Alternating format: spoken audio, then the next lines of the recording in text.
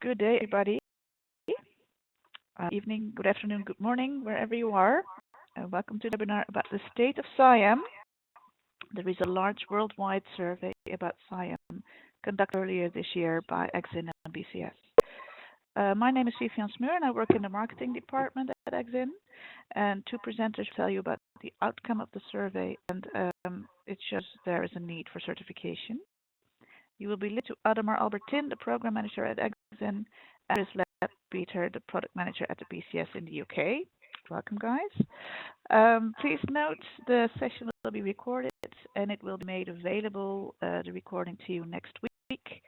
You are all mute, but you can ask questions using the chat function on your right, and all the questions will be addressed at the end of the webinar. So thank you for your time and interest. And Ademar, please go ahead. Thank you very much, Vivian. Well, first of all, I would like to introduce myself. I'm Ademar Albertin, Program Manager at EXIN. I work together with developer and Chris, that is going to introduce himself, to develop SIAM products inside the market, together also with Escopism and Claire, that it's here together with us also here in the audience. Today we're going to show you the major results that we did and collected during the last month, and then I hope that you enjoy it. Thanks, Ademar. Yes, Led Peter. I'm a product manager at the British Computer Society BCS in England. It's a pleasure working with the guys pulling together these results on a global survey. We've been very impressed with the response, and I hope that you will gain some interesting insights today when we go through these results. I think there'll be something of interest for everybody. And obviously, just to echo what Vivian said, if you have questions, please get them on the chat line and we'll address them at the end. Thank you. Thanks. Short introduction. EXIN BCS performed the SIAM survey during February of this year. We reached more than 3,800 professionals inside the market with 119 different countries. And the most part of them, they provided a lot of feedbacks.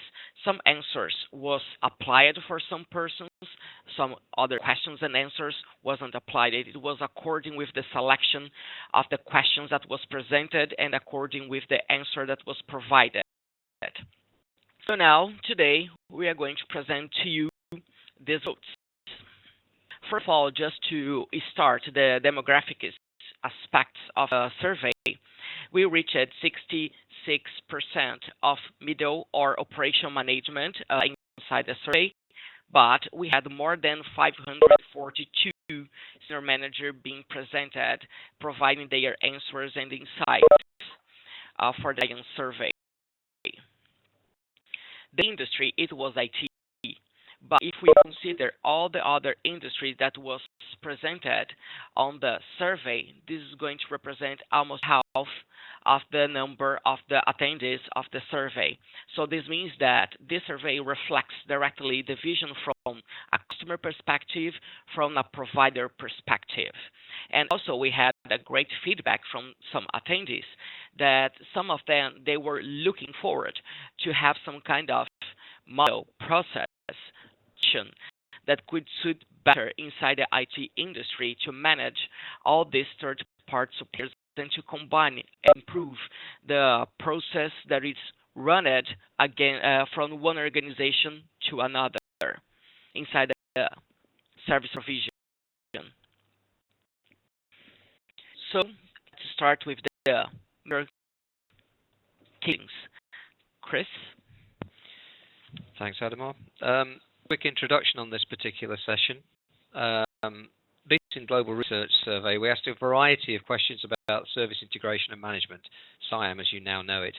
So we're going to go through these in quite some detail throughout the next sections. But here are really the key learning points or key findings that we found from the survey of 3,800 people.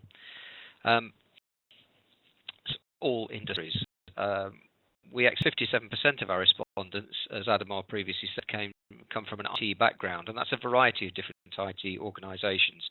They could be developers, they could be service providers, hosting organisations, etc. But the balance came from a wide array of different industries around the world. You see some of them there: finance, consultancy, government, etc. The impact of SIAM is everywhere.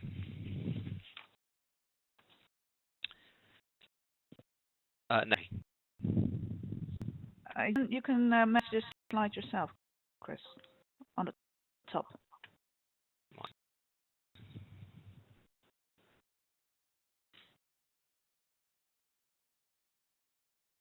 But I'll be to switch them for you. It's refusing. It's absolutely refusing to work.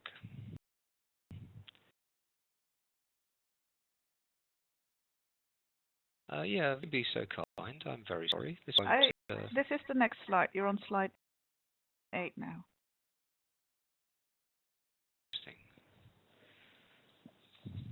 Okay. The size in the survey was actually largely irrelevant. 5% of our respondents actually, actually come from truly large organisations. And by truly large, we mean organisations with 10,000 or more employees.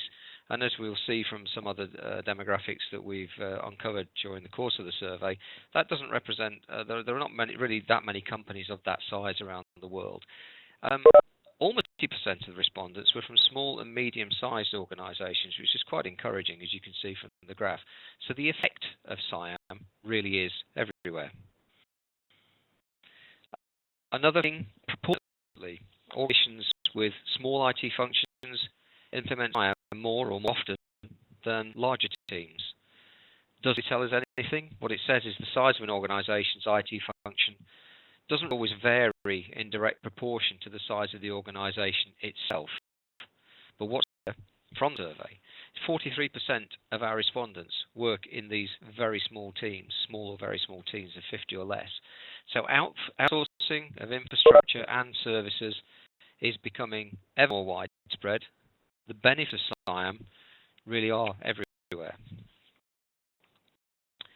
About training and certifications, 90% of respondents, which is a significant, very significant proportion, recommend training of SIAM and testing those competencies, ensuring that these candidates are certified to understand and perform tasks, will truly establish a better and more consistent model. They all believed that to achieve their organisation's goals, which would be a good thing for employers and for the individuals as well. And in the multi-supplier environments, consistency will always deliver the best results. So we believe that SIAM is becoming mission critical, and our survey has actually proven that. How absolutely fascinating. It might still be a bit of a secret. Surprise when 42% of respondents actually haven't heard of SIAM, and only 23% of organisations actually implemented any kind of SIAM model. The market opportunity to embed SIAM is therefore very substantial. It will apply whether you are an interested candidate, an employee, whether you're a training organisation, whether you are an organisation in your own right and you want to deliver this consistency into your marketplace. So we had a quick look at some of the interesting regional statistics and variations. What I would say before I start, it has given us some interesting insights into the introduction, growth, and evolution of organisations' various approaches to SIAM. It indicated later in the survey that some organisations are clearly trying to just make do. They're trying to get on with frameworks or models that were never really designed to manage multi-suppliers. What impediment is that to their progress? I think only those organisations could actually claim on that one. But first of all, let's take a quick look at those regional statistics and variations. We had 2,800 respondents, as we said. Over 1,000 of those came from the Indian subcontinent. That's 20%, including 115 senior managers. It's a very slightly higher than average percentage of senior managers coming out of India and surrounding countries. And some of their comments and insights were absolutely fascinating. So we thank all of you in that region specifically for some of your insights and quotes that we've been able to use. 1,200 respondents, that's 66% of the survey, didn't believe their organisation has implemented or effectively implemented SIAM at this time. That creates a tremendous opportunity for everybody to bring some consistency into the using SIAM models. We'd all started this. We had 1,600 of the 3,800 respondents from outside and beyond the IT industry, which shows that external organisations to the core IT providers are becoming more and more embedded in wanting to understand outsourcing and how to manage and control that. We took a quick look at Europe. It's a major, one might call it a developed market. It's a term you sometimes hear used. And from 40 European respondents by the IT industry saw SIAM as a vital tool to improve. 180 saw it as a pure cost-saving tool. So we were fascinated to see that people are prepared to make the investment in processes to improve the organisation and operation of their companies, their organisations, versus saying this might save us a few dollars, a few euros, a few pounds.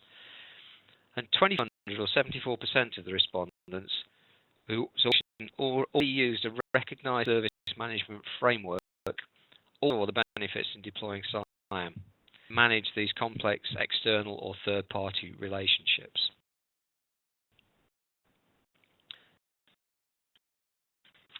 Now, look at one of the final issues on this one is that almost half of the respondents working outside IT state their organisation was already using multiple external suppliers.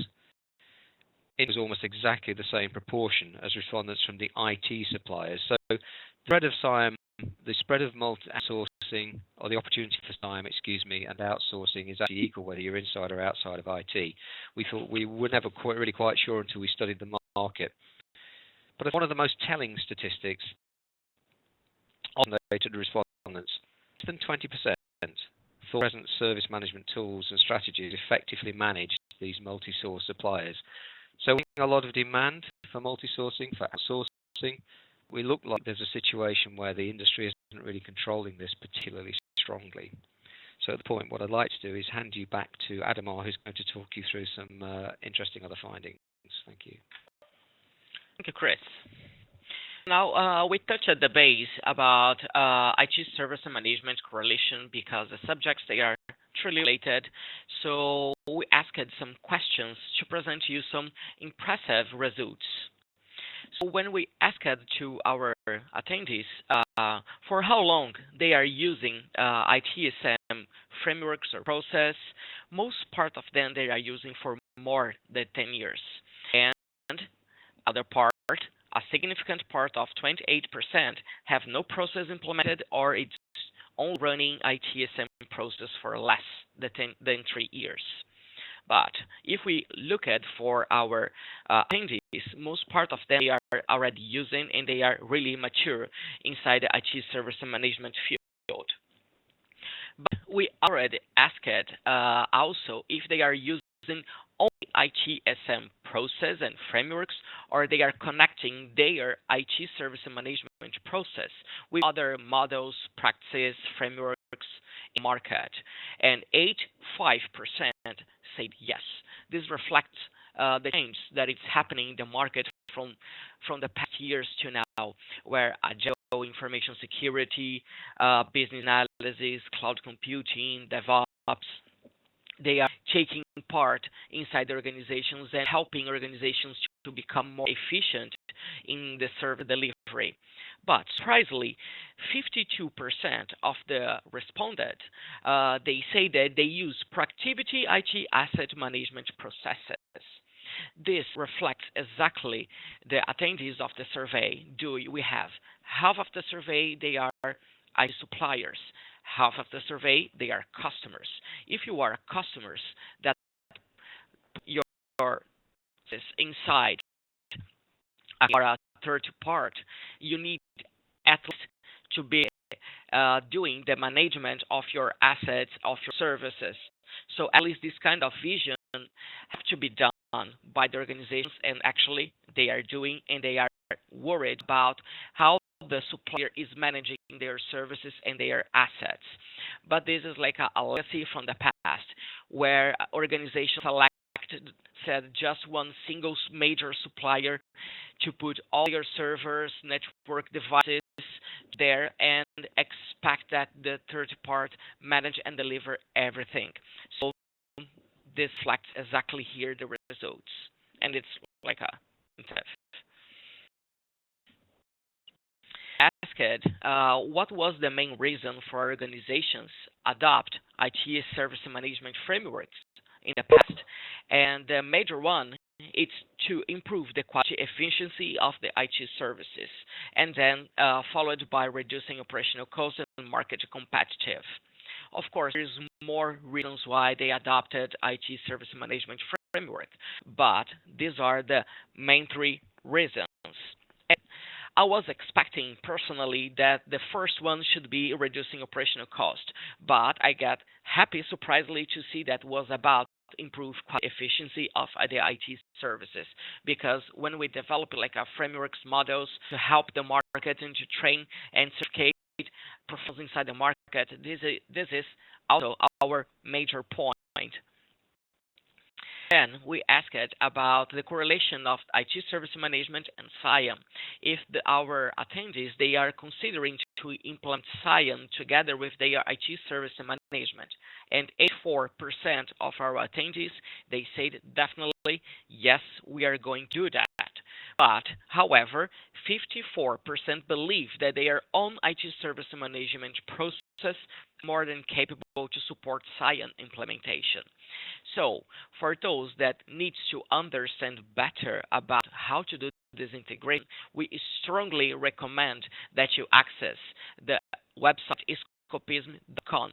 There you can download the body of knowledge, and then you are going to understand how to match the process and how to match IT service management processes based on ITIL or ISO 20K. So if this represents a major area of your interest, please do not forget to access this website and check it out, the content that is available for free there. We asked about which kind of benefits do you expect from SIAM according with the implementation that is going to be planned by your organization. And the major answer rate was have a better services to end users and to improve the value of the service and increase the service management capabilities. And this is completely right, because SIAM touch the base about how you are going to manage from end to end the service. It doesn't matter which are the suppliers. They have to work together. The process have to work together. But the major concern about the organizations about how to do that. So this is the reason why some companies are saying, okay, we are ready to go ahead. We need to increase the service level. We need to provide a better service. We need to integrate better our suppliers. But how we're going to do that? We are expecting that SIAM provide it. And definitely SIAM, it's about this vision.